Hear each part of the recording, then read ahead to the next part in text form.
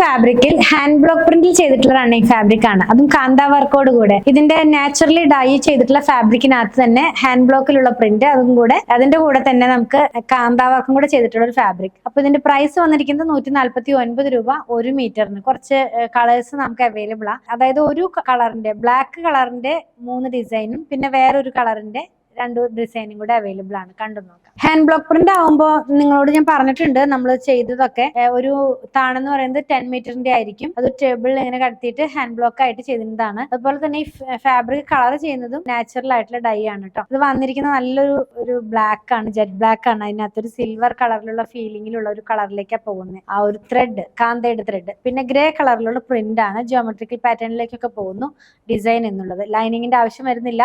Pure cotton ആണ്. അത് naturally dye ചെയ്തുകൊണ്ട് കളർ ഗാർഡ് മസ്റ്റ് ആയിട്ട് ഫസ്റ്റ് വാഷിന് മുമ്പ് യൂസ് ചെയ്യണം കേട്ടോ. നെക്സ്റ്റ് വൺ സെയിം ഫാബ്രിക് തന്നെ ഡിഫറെന്റ് ആയിട്ടുള്ള പ്രിന്റ് ആണ്. ഒരു ക്രീം കളറിലുള്ള പ്രിന്റ് ആണ് ഇതിനകത്ത് പോകുന്നത്. ഇങ്ങനെയാണ് ഈ ഒരു ഡിസൈൻ വെയർ ചെയ്ത് കഴിയുമ്പോൾ വരുന്നത് കേട്ടോ. ലൈനിങ്ങേ വേണ്ട, ലൈനിങ് ഇല്ലാതെ ചെയ്യാൻ വളരെ സോഫ്റ്റ് ആയിട്ടുള്ള കോട്ടൺ ഫാബ്രിക്. നെക്സ്റ്റ് വൺ വന്നിരിക്കുന്നതും ബ്ലാക്കിനകത്ത് തന്നെ വേറൊരു പ്രിന്റ് ആണ്, വേറൊരു പാറ്റേണിലാണ്. കളർ സെയിം തന്നെയാണ്. ആ ഒരു ക്രീം കളറിലുള്ള പ്രിന്റ് തന്നെയാണ് പോകുന്നത്. എല്ലാത്തിന്റെയും ആ ഒരു കാന്തയുടെ കളർ ഒരു സിൽവർ കളറിൽ പോകുന്ന പോലത്തെ ഒരു ത്രെഡ് ആണ്.